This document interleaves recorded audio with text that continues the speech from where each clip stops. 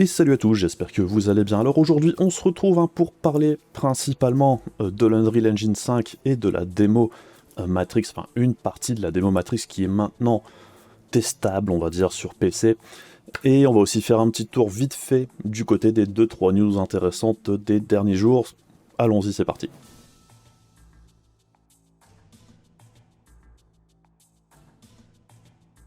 Et on commence avec Intel. Alors Intel, il y a un truc qui va pas. Je sais pas ce qui se passe au niveau de la com sur les GPU Arc. On en a parlé il y a très peu de temps. Les premiers laptops avec puce intégrée Arc sont censés être sortis maintenant, ou tout du moins on devrait être en capacité de pouvoir les commander. Mais c'est apparemment plutôt compliqué. Et sur Twitter, il y a des gens qui ont posé des questions à Intel. Mais Intel, dans un premier temps, leur avait dit, donc le support d'Intel, en gros, les premiers laptops avec GPU Arc intégré ne seraient pas vraiment commandables avant la fin du deuxième trimestre 2022. Ce qui nous emmène dans environ 2 mois. Ce qui est assez embêtant, puisque les produits sont censés être sortis là maintenant. Alors évidemment, tous les sites de news se sont un peu accaparés le truc. Évidemment, ça a quand même l'air d'être un gros paper launch cette histoire. On a quand même l'impression que rien n'est vraiment prêt, que ça ne va pas sortir tout de suite, et c'est très probablement ce qui est en train d'arriver. Et pour faire suite à cette communication légèrement foireuse, Intel a fait un autre message sur Twitter qui explique qu'en gros, ils se sont trompés, ils n'avaient pas les bonnes informations, un petit peu étrange quand même, mais qu'apparemment les premiers portables équipés de GPU Arc seraient maintenant en train d'être mis à disposition en Corée sur les laptops de chez Samsung. C'est très surprenant, généralement, de commencer à livrer la Corée en premier. Bon, pourquoi pas.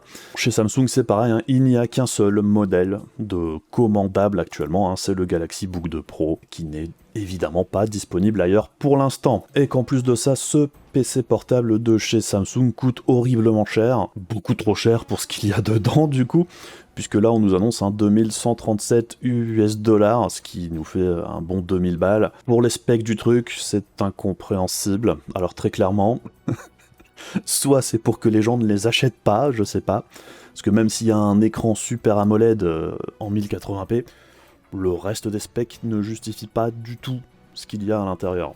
Donc bon, très clairement, le lancement de cette nouvelle gamme de GPU Intel, même sur PC portable, je pense qu'on peut quand même dire assez simplement qu'Intel n'est pas prêt.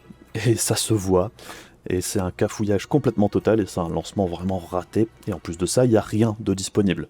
Donc on ne peut vraiment pas parler de lancement de produit ici, parce qu'il n'y a rien d'achetable vraiment, et le seul produit vraiment achetable, on ne sait pas quand est-ce qu'il sera livré, et en plus il coûte très cher. Donc bon, vu le premier message de la part du support d'Intel, à mon avis, ce ne sera pas vraiment disponible sur PC portable ou sur PC de bureau avant la fin du mois de mai. Donc bon, communication assez catastrophique. Et on enchaîne avec AMD et le Ryzen 7 5800X 3D qui est censé sortir dans environ 2 semaines. Alors apparemment il y a quelques personnes qui ont réussi à s'en procurer en avance. On avait vu que sur les benchmarks, on va dire synthétiques, applicatifs, bon alors évidemment le cache de niveau 3, beaucoup plus élevé, n'apportait pas grand chose, voire quasiment rien. Ça je dirais que c'était sans surprise. Par contre, on commence à voir débarquer des benchmarks en 3D, ça c'est le premier, il y en aura sûrement d'autres. Et ce qui est intéressant, c'est que sur Tomb Raider, en 720p, puisque c'est là qu'on va voir le plus de différence, le testeur a trouvé que ce nouveau Ryzen apportait jusqu'à 231 FPS en average, là où le 12900K d'Intel faisait 190, donc 20% de perf en plus, grosso modo, ce qui n'est pas forcément très déconnant si on compare aux chiffres qu'AMD nous avait fournis pour du 1080p détail élevé. Et 1080p détail élevé, ça veut aussi dire que le GPU a plus d'importance qu'en 720p, donc le gap est moindre, puisqu'AMD nous annonçait environ 10% de perf en plus par rapport au 12900K. Donc bref, comme prévu, ce processeur n'a d'intérêt vraiment que pour le gaming. Et encore, ça change pas grand chose dans l'ensemble. Alors après, c'est très certainement un des exemples les plus favorables pour le 5800X 3D, puisqu'évidemment, tous les jeux n'auront pas utilité de ce nouveau cache plus important. Il y a des titres où ça ne changera absolument rien par rapport à un 5800X classique. On devrait avoir un petit boost de perf la plupart du temps, On verra bien ce que ça donne, apparemment on devrait avoir plus de chiffres très bientôt, puisque la personne qui est en train de tester, il a fait des benches sur 11 jeux en 1080p, on devrait avoir plus d'infos assez rapidement. Et on enchaîne avec la petite news gaming qui me fait plaisir à moi, et bien c'est que Remedy Entertainment apparemment est rentré en collaboration avec Rockstar, qui a les droits maintenant de Max Payne, pour faire un remake de Max Payne 1 et 2, ce qui me fait particulièrement plaisir, puisque Max Payne 1 et 2, ce sont deux jeux qui ont marqué une certaine époque au niveau gaming, et ce sont toujours deux jeux plutôt sympatoches. Bon, surtout le 2, le 1 a quand même pas mal vieilli, le 2 reste un petit peu plus moderne, on va dire. Le gros problème, c'est que par exemple sur PC, pour jouer à Max Payne 1 et 2, c'est pas si simple que ça, faut quand même bricoler un petit peu pour que ça fonctionne sans problème. Voir arriver un remake du 1 et du 2, apparemment ce serait le 1 et le 2 dans un seul jeu, un remake plutôt qu'un remaster, ça fait quand même un petit peu plaisir. Donc j'espère que ce sera au niveau, tout simplement. Et on espère avoir plus d'infos bientôt. Et on continue avec l'Unreal Engine 5, qui est maintenant disponible dans l'Epic Launcher. Si vous voulez le télécharger, vous pouvez le télécharger. Et du coup, comme ce moteur est maintenant lancé, on peut aussi avoir accès à la démo, enfin une partie de la démo Matrix Awakens, qui était sortie sur les consoles il y a quelques mois au moment de la sortie du dernier film. J'en avais parlé à l'époque. Du coup, maintenant, on peut télécharger une version jouable, on va dire, sur PC. Par contre, il faut quand même garder à l'esprit quelques trucs. C'est pas un jeu, déjà, c'est une démo technologique ici.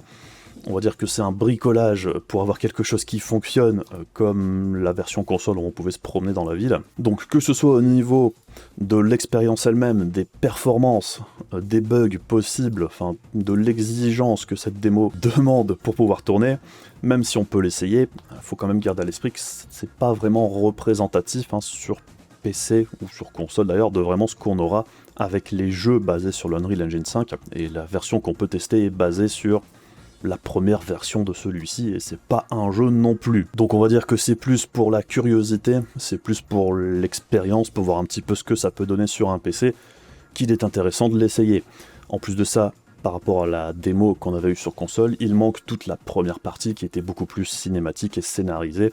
Là on a vraiment que la petite promenade en ville. Et du coup, moi j'ai testé ça avec le matériel que j'avais sous la main. Alors actuellement, au niveau GPU, j'ai pas grand chose, j'ai juste une RX 6600 et une 3050, alors j'ai testé sur les deux. Ça fonctionne sur les deux. En 1080p, évidemment, c'est un petit peu compliqué quand même, on tourne aux alentours des 30 fps pour la 6600.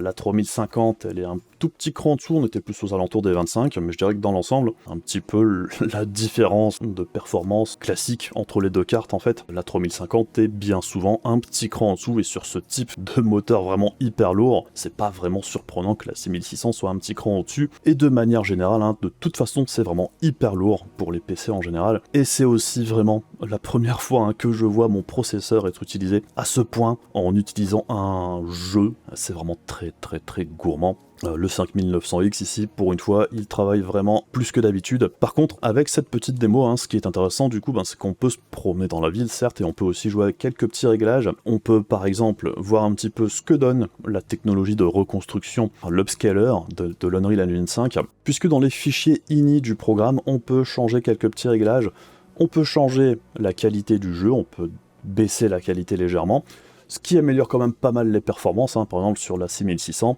on passait d'un petit 30 fps avec des chutes fréquentes en dessous à du 40 environ en 1080p quand on descendait d'un cran tous les réglages. Alors personnellement au niveau visuel ça changeait pas énormément, mais par contre au niveau performance c'était beaucoup plus fluide. Mais aussi ce qui était intéressant, c'est qu'on pouvait aussi diminuer le render scale. Du coup je pouvais passer de 100% à 70 ou 50%, ce qui équivaut grosso modo à du 720p et du 540p, qui était ensuite upscalé dans le jeu, et le rendu était quand même plutôt impressionnant pour du 540p. Alors certes c'est pas propre partout, on retrouve le même type d'artefacts qu'on avait sur la Xbox Series S par exemple, certaines traînées par exemple derrière les personnages, quand on fait attention on voit des artefacts un petit peu partout. Si on zoome sur l'image c'est pareil, on voit que c'est beaucoup moins net tout à distance. Mais au premier plan, dans l'ensemble, même en 540p, ben ça restait quand même plutôt impressionnant vu la résolution de base et vu tout ce qui se passe à l'écran. C'est pas parfait, c'est pas quelque chose qu'on a envie, enfin personnellement j'ai pas envie de jouer dans un jeu dans ces conditions-là, mais la prouesse technologique est quand même plutôt sympatoche. Par contre en 720p upscalé, c'était plutôt pas mal. Alors là aussi c'est un petit peu moins propre qu'en 1080p en natif, mais c'était quand même plutôt sympa et je dirais que c'est un compromis plutôt intéressant pour avoir plus de performance par rapport au 1080p où ça galérait un petit peu. Sinon, au niveau technologique, ça reste toujours aussi impressionnant. Je ne sais pas ce que ça donne dans les plus hautes résolutions. Ce qui m'a fait plaisir, moi perso, c'est que ça fonctionnait aussi en ultra-wide directement. Donc dans l'ensemble, ça reste quand même toujours aussi impressionnant, cette démo, même sur PC du coup. Bien évidemment, on aimerait avoir un petit peu plus d'options pour trifouiller un petit peu plus facilement. Là, c'est très archaïque, il faut quasiment faire Alt F4 pour changer les réglages, pour relancer la démo ensuite. Avec la 3050, c'était particulièrement pénible. Une fois que je relançais le jeu, fallait que je relance le PC, ça marchait pas, je sais pas pourquoi. Avec la 6600, je pouvais relancer la démo autant de fois que je voulais, ça posait pas de soucis. Bon, est-ce que c'est un problème avec les drivers? J'en sais rien. Puisque AMD avait lancé une nouvelle version de ces drivers le jour de la mise en route de l'Unreal Engine 5, donc ça règle peut-être certains problèmes, peut-être qu'NVIDIA corrigera le problème, peut-être que c'est un souci avec cette démo.